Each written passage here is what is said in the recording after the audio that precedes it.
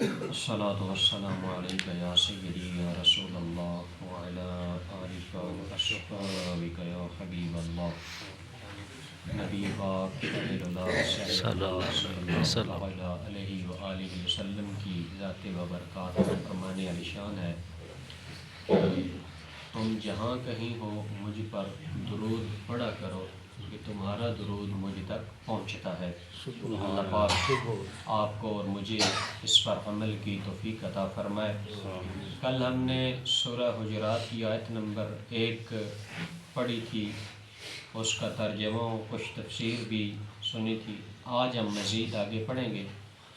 یا ایھا الذین آمنوا لا تقدموا بین یدی اللہ ورسولہ واتقوا اللہ ان اللہ سمیع علیم۔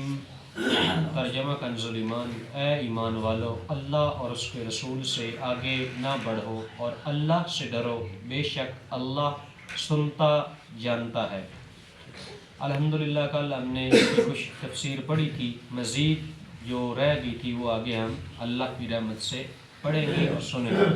مفتی احمد یار خان نعیمی رحمۃ اللہ تعالی علیہ فرماتے ہیں، اس آیت کا شان نزول کچھ بھی ہو مگر یہ حکم سب کو عام ہے، ہر کسی کے لیے ہے، یعنی کسی بات میں کسی کام میں حضور علیہ السلام سے آگے ہونا منع ہے۔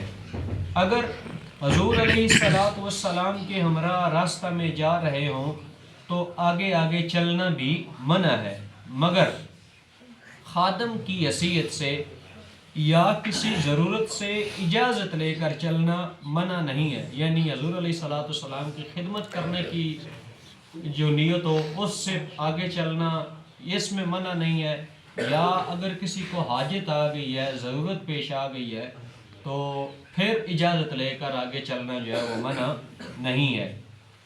اگر ساتھ کھانا ہو تو پہلے شروع کر دینا ناجائز ہے، اگر اسی طرح اپنی عقل اور اپنی رائے کو حضور علیہ السلام کی رائے سے مقدم کرنا یہ بھی حرام ہے۔ آیت لا تقدموا بین یدی اللہ ورسولہ، اس سے متعلق 5 باتیں ہیں، آج انشاءاللہ ہم وہ بھی سنیں گے۔ نمبر 1، اللہ تعالیٰ کی بارگاہ میں سید المرسلین صلی اللہ تعالی علیہ وآلہ وسلم کی شان اتنی بلند ہے کہ ان کی بارگاہ کے آداب اللہ تعالیٰ نے ارشاد فرمائے ہیں۔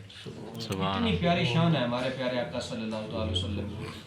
نمبر 2، اس آیت میں اللہ تعالیٰ اور رسول کریم صلی اللہ تعالی علیہ وآلہ وسلم دونوں سے آگے نہ بڑھنے کا فرمایا گیا، حالانکہ اللہ تعالیٰ سے آگے ہونا ممکن ہی نہیں ہے، کیونکہ وہ نہ زمانہ میں ہے نہ کسی مکان میں، اور آگے ہونا یا زمانہ میں ہوتا ہے یا جگہ میں۔ معلوم ہوا کہ آیت کا مقصد یہ ہے کہ رسول کریم صلی اللہ تعالی علیہ وآلہ وسلم سے آگے نہ بڑھو، ان کی بے ادبی دراصل اللہ تعالیٰ کی بے ادبی ہے۔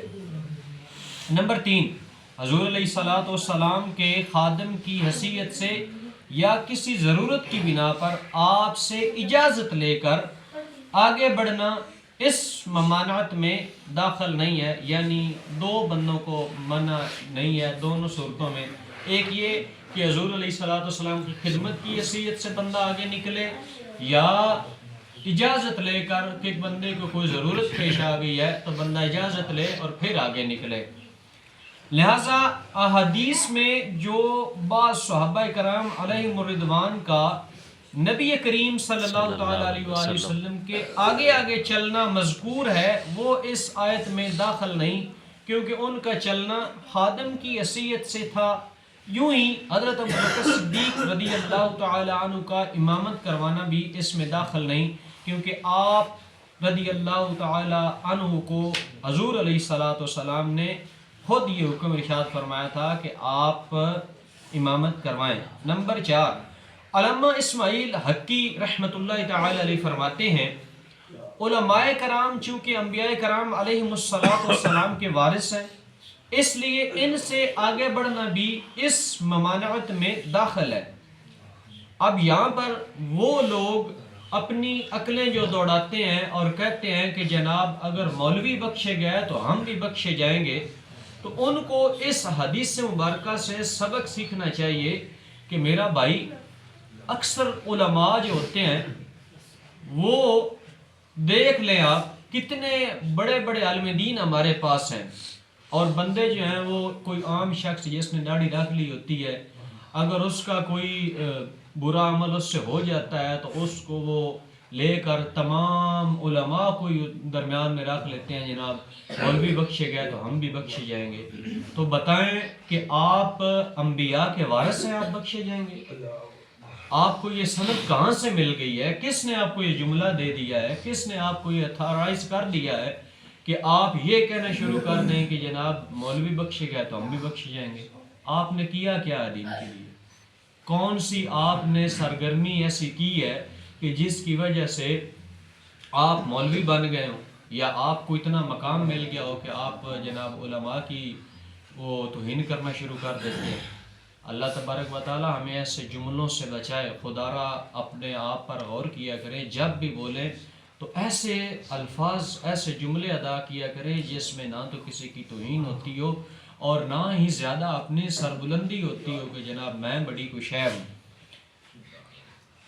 علامہ اسماعیل حقی رحمۃ اللہ تعالی علیہ فرماتے ہیں کہ آپ نے ایک دلیل بھی اس پر پیش کی ہے۔ حضرت ابو درداء رضی اللہ تعالیٰ عنہ سے مروی ہے وہ روایت جس میں آپ فرماتے ہیں حضور اقدس صلی اللہ علیہ وسلم نے مجھے حضرت ابو بکر صدیق رضی اللہ تعالیٰ عنہ کے آگے چلتے ہوئے دیکھا تو ارشاد فرمایا، اے ابو دردائی کیا تم اس کے آگے چلتے ہو جو تم سے بلکہ ساری دنیا سے افضل ہے؟ سبحان اللہ۔ یاد رہے کہ یہ ادب ان علماء کرام کے لیے ہے جو اہل حق ہیں اور باعمل ہیں، کیونکہ یہی علماء در حقیقت انبیاء کرام علیہ السلام کے وارث ہیں، جبکہ بد مذہبوں کے علماء اور بے عمل عالم اس ادب کے مستحق نہیں ہیں۔ نمبر 5، بعض ادب والے لوگ بزرگوں یا قرآن شریف کی طرف پیٹ نہیں کرتے، ان کے اس عمل کا ماخذ بھی یہی آیت مبارکہ ہے۔ اللہ تبارک و تعالی ہمیں اپنے بزرگوں کا ادب کرنے کی توفیق عطا فرمائے، اپنے بڑوں کا ادب کرنے کی توفیق عطا فرمائے۔ ہمارے ایک بہت بڑے ایک شخص گزرے ہیں، وہ بہت بڑے جنگجو تھے، حضرت صلاح الدین ایوبی رحمۃ اللہ تعالی علیہ۔ تو ان کے بارے میں مشہور ہے کہ ایک رات وہ کہیں سفر میں تھے، کسی جگہ پر پڑاؤ کیا تو وہاں پر دیکھا کہ جس کمرے میں ان کو جگہ دی گئی اس میں قرآن پاک ایک سائڈ پہ رکھا ہوا تھا، تو اسی سائڈ پہ انہوں نے ٹانگیں کر کے سونا تھا۔ تو وہ ساری رات اس وجہ سے نہیں سوئے کہ قرآن پاک پڑھا ہے۔ ایک دفعہ تو ان کے ذہن میں یہ آیا کہ ہم قرآن پاک اٹھا کر کہیں باہر رکھ دیتے ہیں، تو پھر انہوں نے کہا یار یہ ادب کے خلاف ہے، ہم قرآن پاک کو باہر رکھ دیتے ہیں اور خود جناب سردی کی وجہ سے اندر آ جاتے ہیں، تو یہ قرآن پاک کے ادب کے خلاف ہے۔ اللہ تبارک و تعالیٰ آپ کو اور مجھے ادب والا بنائے، اور اسی وجہ سے ان کی بخشش ہو گئی۔ اللہ پاک ہمیں عمل کی توفیق عطا فرمائے، آمین ثم آمین۔ بسم اللہ الرحمن الرحیم، السلام علیکم یا سید یا رسول اللہ وعلا علیکہ وصحابہ یا حبیب اللہ، الصلاۃ والسلام علیکم یا سید یا رسول اللہ وعلا علیکہ وصحابہ یا